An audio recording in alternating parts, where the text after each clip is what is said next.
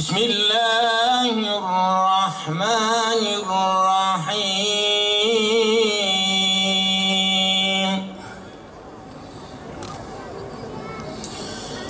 Ma kana alen nebiyyi min haracin fîmâ feradallahu leh.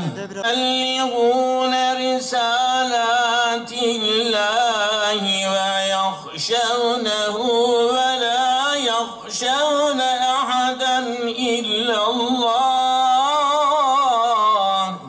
Şerine şerine öldür Allah Medine. Allahu Ekber. شوقي داعرد وعزمان روني كرن وراجحان دا عالم شرف وشان حط أحمد هباني صان دا عالم شرف وشان حط أحمد هباني صان سردار cümle insan حط أحمد هباني صان Simbum çiçek ve reyhan حط أحمد هباني صان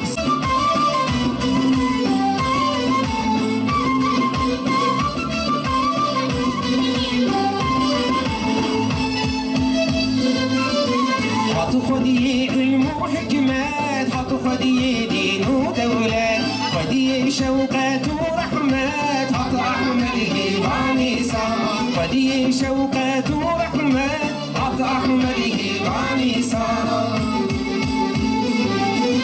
خدي مزلوم وشعرا في كرداس بخارا. Bismillahirrahmanirrahim. Peygamber Sevdaları Batman Koordinatörlüğü'nün tertiplemiş olduğu Peygamber Aleyhisselatü Vesselam'ı anlama ve sünnetini yasama etkinliği nihayetine erdi. Etkinliğimiz bugün sabahtan beri vatandaşlarımızın akımına uğradı gerçekten. Alanımız geçen sene asfaltlandı ve büyük bir şekilde 3'te 1'lik bir oranda artırıldı. Alan çok büyütüldü. Buna rağmen bugün Peygamber aşığı Batman halkı ve çevresindeki vatandaşlarımız alana akın ettiler. Özellikle programın başlamasına yarım saat kala bütün yollar tıkandı. Özellikle burada o yolların açılması için, vatandaşların buraya getirmesi için çaba sarf eden tüm görevlilerimize ve trafik polislerine burada sizin vasıtanızla teşekkürlerimizi iletiyoruz gerçekten. Gerçekten yine her zaman olduğu gibi yine Batman halkı Muhammedi olduğunu, Peygamber Selam'ın davasına sahip çıktıklarını bir kez daha bunu kanıtladılar. Alanımız bugün güzeldi, programımız nihayete erdi. Elhamdülillah, Allah'a şükürler olsun ki herhangi bir kaza, bir bela, herhangi bir olumsuz bir durum meydana gelmedi.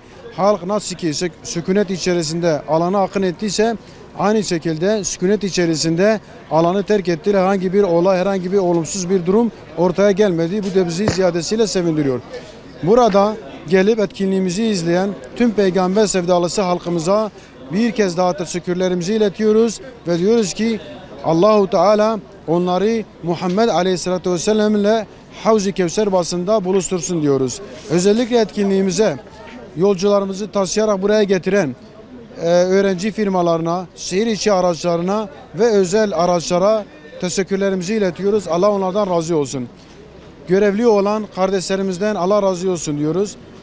Programımıza katkı sunan, maddi manevi katkı sunan tüm vatandaşlarımızdan Allah razı olsun diyoruz. Allah hayırlarını kabul etsin ve özellikle basınımıza da teşekkür ediyoruz. Göstermiş oldukları ilgiden dolayı kendilerine teşekkür ediyoruz. Allah'a emanet olun. Allahu Teala işlerinizi rast getirsin. Esselamu Aleyküm ve Rahmetullahi ve Berekatuhu.